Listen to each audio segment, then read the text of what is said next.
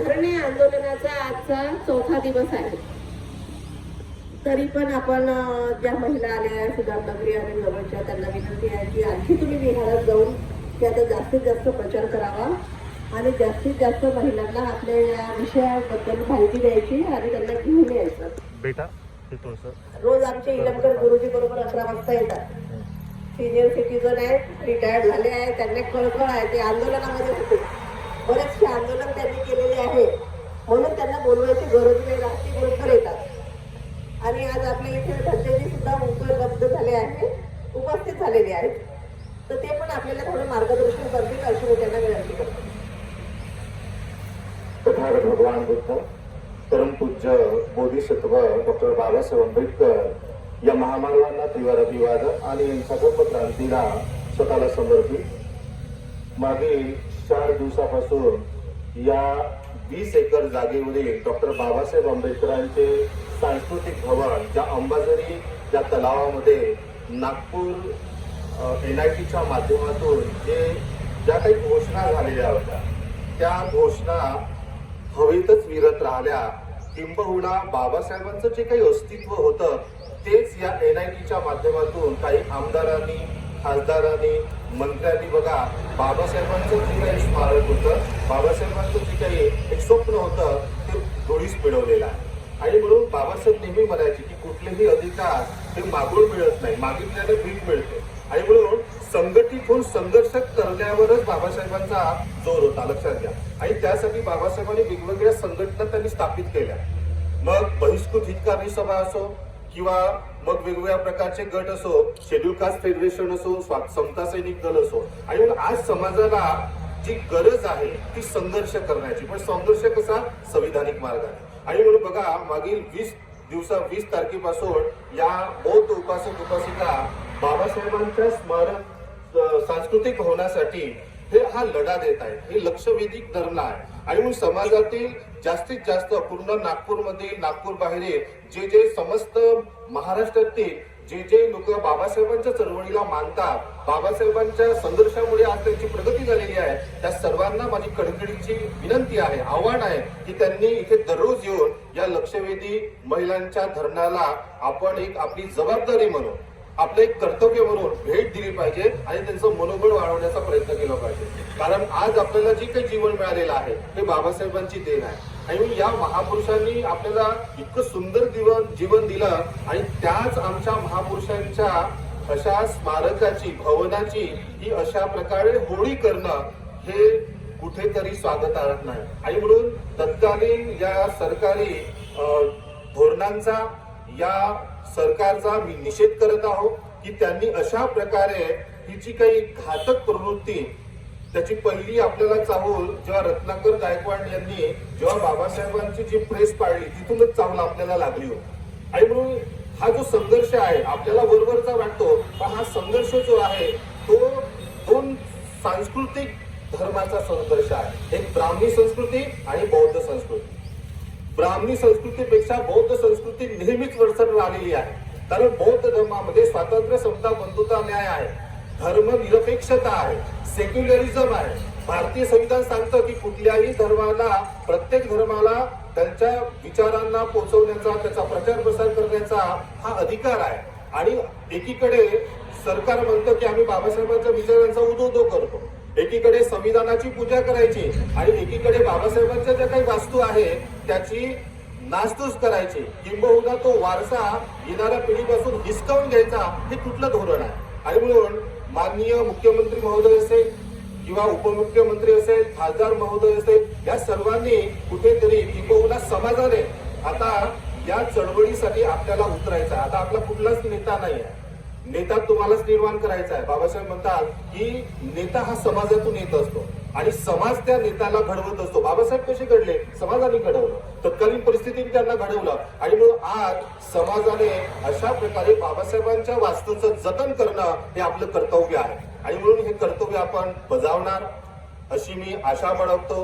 बाबासाहेबांनी जो मंत्र दिला होता, परत एकदा शिका, संघटित व्हा, संघर्ष करा, पण त्याच्या अगोदर बाबासाहेब म्हणायचे चेतवा, लोकांना जागृत करा. कारण लोक झोपलेले आहे आणि काही तर लोक असे सोंग घेऊन झोपलेले आहे. एखादा व्यक्ती झोपलेला असेल त्याला उठवता येतं, पण जे लोक सोम घेऊन झोपलेले आहेत त्या लोकांना उठवणं फार कठीण. आणि म्हणून जे काही सेवानिवृत्त लोक आहेत, ज्यांनी बाबासाहेबांच्या आरक्षणाचा उपयोग करून मोठमोठ्या पदावर दलिलठ्ठ नोकऱ्या मिळवल्या, आज ते सेवानिवृत्त झालेले आहेत. आणि म्हणून त्या सेवानिवृत्त लोकांनाही कळकळीची विनंती आहे की त्यांनी सुद्धा इथे दररोज आलं पाहिजे. त्या बागेमध्ये फिरण्यापेक्षा, त्या बागेमध्ये चर्चा करण्यापेक्षा इथे येऊन चर्चा करणं हे एक संघर्षाची ठिणगी आहे. आणि म्हणून संघर्ष हा आपल्या हृदयाचा आहे. आपली जमात, बाबासाहेब म्हणायचे की आपली जमात ही काय आहे, शूरवीरांची जमात आहे आणि संघर्षाची जमात आहे. आणि म्हणून तो भीमा कोरेगावचा जो संघर्ष जर आपल्याला माहित असेल, म्हणून बाबासाहेब नेहमी 1 तारखेला तिथे जायचे. आणि म्हणून आपल्या सर्वांना परत एकदा कळकळीची विनंती आहे की या लक्षवेधी महिलांच्या धरण्याला आपण सर्वांनी पाठिंबा द्यावा आणि बाबासाहेबांच्या ज्या काही वास्तू आहेत, आपल्या बौद्ध धर्माच्या ज्या काही वास्तू आहेत त्याचं जतन करणं हे आपलं प्रत्येक बौद्ध अनुयायांचं कर्तव्य समजूया. आणि आपण अशाच प्रकारे संघटित होऊन बाबासाहेबांचे जे स्वप्न आहे संघटित होऊन संघर्ष करून आपले हक्क अधिकार आपण प्राप्त करूया. बाबासाहेब नेहमी म्हणायचे की या भारतातील जो वर्ग आहे, शासकीय वर्ग असू दे, अधिकारी वर्ग असू दे, इतका जातीवादी आहे की त्यांच्या डोक्यामध्ये सतत 24 तासामध्ये 23 तास जात घुसलेली असते. आणि म्हणून ही जी वर्ण व्यवस्था आहे, ही जी संस्कृतीचा जो संघर्ष आहे, ब्राह्मणी संस्कृती की बौद्ध संस्कृती, आणि म्हणून या संस्कृतीचा संघर्ष बाबासाहेब म्हणतात, what is the real history? It is nothing but mortal conflict between Brahminism and Buddhism. Babasaheb नेहमी म्हणायचे की भारताचा इतिहास हा दुसरा तिसरा काही नाही आहे तर बौद्ध संस्कृती आणि ब्राह्मण संस्कृतीचा संघर्ष. तर ब्राह्मण संस्कृती नेहमीच कुरघोडी करत आलेली आहे ही, पण तरी सुद्धा बघा भगवान बुद्धाला निस्त नाबूद करण्यासाठी त्यांना त्यांच्या मूर्त्या उद्ध्वस्त केल्या, त्यांचे विहार उद्ध्वस्त केले आणि पुष्प मित्र शृंगाने प्रतिक्रांती केली. पण बाबासाहेबांसारखे बोधिसत्व परत या भारतभूमीमध्ये जन्माला आले आणि त्यांनी परत देश झालेला बुद्धिझम पुनर्जीवित केला. आणि म्हणून बाबासाहेबांचे स्वप्न म्हणजे आपले स्वप्न, बाबासाहेबांचं स्मारक म्हणजे आपलं घर आहे. कारण बाबासाहेबांची प्रत्येक वास्तू आपल्याला एक संघर्षांची ठिणगी आपल्यामध्ये पेटवत असते, आपल्याला प्रेरणा देत असते की लढा.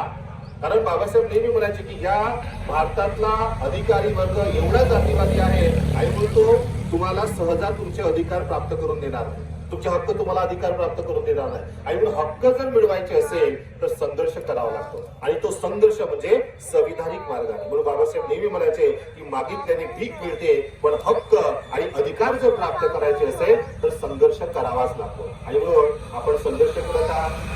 हिंदू संघाच्या माध्यमातून एक प्रतिनिधी म्हणून मी तुम्हाला वेळ दिलेली आहे, तर माझा सुद्धा तुम्हाला जेव्हा मला वेळ मिळेल तेव्हा मी तुम्हाला माझा पाठिंबा नेहमीच राहील. मी इथे बसेल आणि तुमचा जो काही हा जो उत्साह आहे, ही जी जाण आहे बाबासाहेबांच्या स्मारकाबद्दल, बाबासाहेबांच्या विचाराबद्दल, कारण बाबासाहेबांच्या विचाराच्या आपण पायी आहोत आणि हा संघर्ष आपल्याला लढवायचा.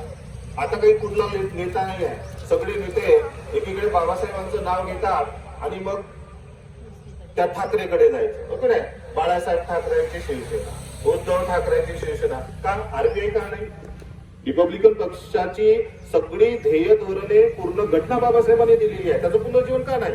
एकीकडे निळा झेंडा घ्यायचा आणि दुसरीकडे भगवा झेंडा घ्यायचा. तर हे अशा प्रकारे हे लीडर लोक, जसं एखादा गडवा असतो ना, तशा प्रकारची ही परिस्थिती आहे. आणि मग आपलं दुकान चालवण्यासाठी, आपल्या मुलांचे पोट भरण्यासाठी आता हे वेगवेगळ्या पक्षाकडे चाललेले आहे. आणि मग येणाऱ्या काळामध्ये जनता यांना धडा शिकवणार आहे. तुमच्यासारखे बौद्ध उपासक उपासिका अनुयायी हेच त्यांना धडा शिकवणार आहे. आणि आज तुमच्यामुळे बाबासाहेबांची चळवळ, बाबासाहेबांनी दिलेला बौद्ध धर्म जर जिवंत असेल तर हे तुमच्या लोकांमुळे आहे. आणि म्हणून तुमचंही अभिनंदन करतो की ही जी जाणीव आहे आपल्या लोकांमध्ये आहे की नाही, बाबासाहेबांची वास्तू म्हणजे आमची वास्तू, आणि म्हणून ही वास्तू, या वास्तूसाठी संघर्ष करणं हे अतिशय प्रशंसनीय बाब आहे. आणि म्हणून परत या महाराष्ट्र शासनाचा मी निषेध करतो, ज्या आमदारांना पाठीशी घालून ते परिणय फुके राहू द्या, कोणी राहू द्या, आम्हाला काही घेण देण नाही, पण बाबासाहेबांच्या वास्तूला तुम्ही उद्ध्वस्त करून तिथे पर्यटन स्थळ बनवता, रिसॉर्ट बनवता, ही या देशाची शोकांतिका आहे. ही शोकांतिकाच नाही आहे तर तुमच्या बौद्ध धर्माला मागे आणण्याचं षडयंत्र आहे, हा संघर्ष आहे. आणि म्हणून आमच्यासारखे उपासक जीवाची बाजी लावून जर वेळ आली तर आम्ही संघर्ष करायला तयार राहायचा आहे. आणि म्हणून हा संघर्ष आता आपला फक्त संविधानिक मार्गाने आहे. लवकरच आपण याचं परिवर्तन साखळी उपोषणामध्ये करूया. लवकरच त्याचं परिवर्तन मग आमरण उपोषणामध्ये होईल. आणि हे जे झोपेचं सोंग घेऊन बसलेला हा जो समाज आहे किंवा मग हे जे सरकार आहे, या नागपूरमधले जे काही आमदार खासदार आहे, आता 2024चं इलेक्शन येतील, मग सगळे इथे येतील भेटायला. कारण त्यांना एक गल्लठा असा एक मतांचा जो दल्ल पाहिजे असतो. आणि त्याच्या नावाने मग बाबासाहेबांच्या नावाने असू दे, बुद्धाच्या नावाने असू दे, मग ते आपले मत कसे प्राप्त करता येईल याच्या संबंधी हे लोक अशा प्रकारचे धूर्त राजकारणी आपला डोळा अशा धरणावर त्यांचा असतो. आणि म्हणून अशा लोकांपासून सुद्धा सावध असलं पाहिजे. आणि कोणी अनेक लोक येतील, मी इथे उपोषणाला बसलो होतो, अनेक लोक आले, म्हटलं की आमच्या आंदोलनाला कुठल्याही प्रकारचं तालबोट लागलं नाही पाहिजे. आमचा लढा डॉक्टर बाबासाहेब आंबेडकरांनी दिलेल्या संविधानिक मार्गाने होईल. आणि म्हणून तोच मार्ग तुम्ही आज इथे घेतलेला आहे. तर मी परत तुमच्या या धरणे आंदोलनाला पाठिंबा देतो, शुभेच्छा देतो, आपल्या सर्वांप्रती मंगलकामना करतो. बुद्ध धर्म संघ आणि बाबासाहेबांच्या या उत्साहाने तुमचा लढा यशस्वी होऊन बाबासाहेबांची स्मारक ही आपण रक्षण करणं हे आपलं परम कर्तव्य समजतो. आणि इथे माझ्या 2 शब्दाला मी संपवितो. नमो बुद्धाय, जय भीम.